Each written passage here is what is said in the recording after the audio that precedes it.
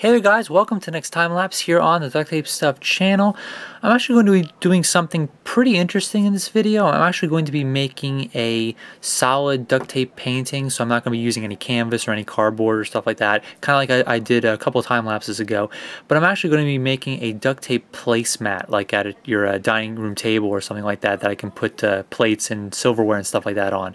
So I'm going to be working on the actual design. As you can tell, my printer still doesn't like printing out colors, so it's definitely not the right colors that I'm going to be making.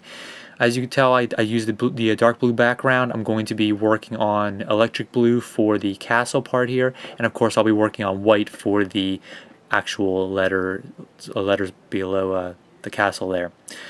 And you would think that this image isn't actually quite that complex, but the interesting thing about making the castle is that all those lines have to line up, and if they don't, it tends to look pretty sloppy, I guess I'll say. So the trick is definitely to line up all these lines, and you also have to line them up across from each other, but also equidistant from each other up and down, and that's kind of a difficult way to do it. I was kind of rushing through this time-lapse a little bit. I had to get it filmed pretty quickly because I had a whole bunch of stuff to do today. So my cuts aren't exactly going to be as clean as I want them to be, but they're definitely going to work out pretty well for the video here.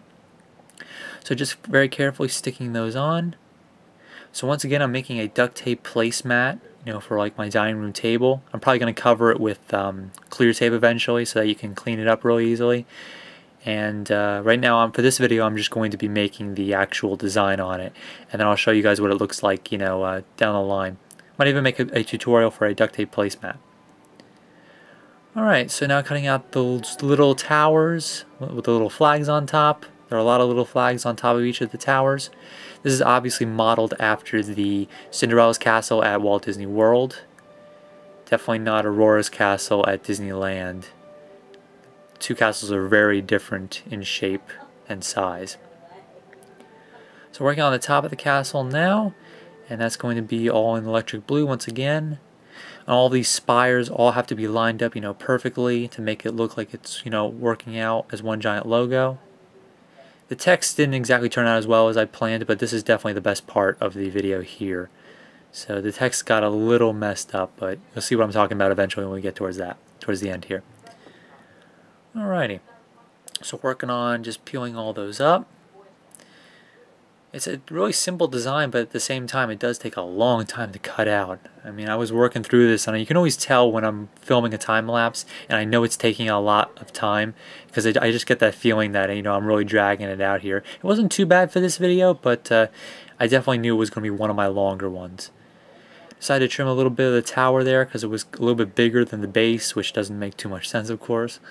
It's supposed to be getting larger at the bottom and then kind of gradually getting smaller towards the top of the towers here. So there's the top of the castle. Now comes one of the hardest parts, and this is that kind of course this is Tinkerbell's trail as she flies across the top of the tower here. But since this is a very like a long swooping piece, it takes a lot of skill to cut it out exactly the way you want to, and of course applying it is the hardest part. You kind of have to line it up in the right place and kind of just go with it as best you can. Is really all you can do. It's really deceiving because these two streamers don't exactly make like a perfect circle. They're more of kind of like an oval shape. So it's really confusing when you're looking at it and you think it's supposed to be a circle, but it isn't really. It's actually a giant oval. So now we're working on the actual text. Working on that now, using some HD clear packaging tape for that. I did skip ahead at one point here because you really don't need to see me cutting out every single part of the text, but I think I skipped towards the D and the I.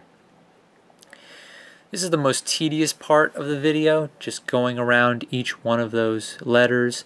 The Walt Disney font style is very distinct. It's very swooping. A lot of the way that the characters' signatures are at the parks, they all have kind of like a swooping feel to them. At least most of them do. The vast majority of them do. So working on the D now. I always thought that was a C when I was young. I don't know why, but I never really came up with the fact that it was a C. Even when I see it now, I still think that it's a C rather than a D. Always have to keep reminding myself. And so just cutting out the Y there. course, going to peel the whole thing up, and then that's what it's going to look like. Here comes the tricky part, peeling up those letters, sticking them on. Of course, I'm going to work with a D first, cut it in half to make it a little bit easier to stick on. Didn't exactly get the exact, swooping motion that I really wanted to, but it worked out pretty well.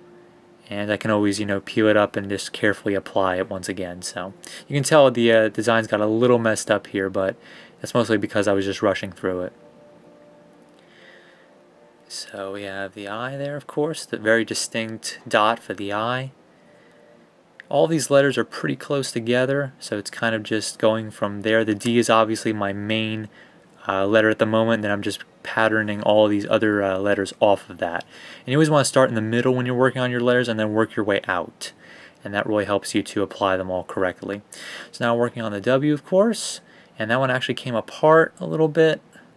This one kind of swoops around in both directions, so it's really difficult to peel up without, it getting torn. Definitely working on that as best I can. And of course the A, the L, and the T. And I didn't really know if it was going to line up perfectly, but as you can tell, it's going to line up pretty well, just like the actual logo. So I'm going to zoom out, and you guys can see what it looks like. Not exactly perfect, but you guys can see what I'm going to do with this in the future. So hopefully you guys liked the video, and I'll catch you next time on the channel.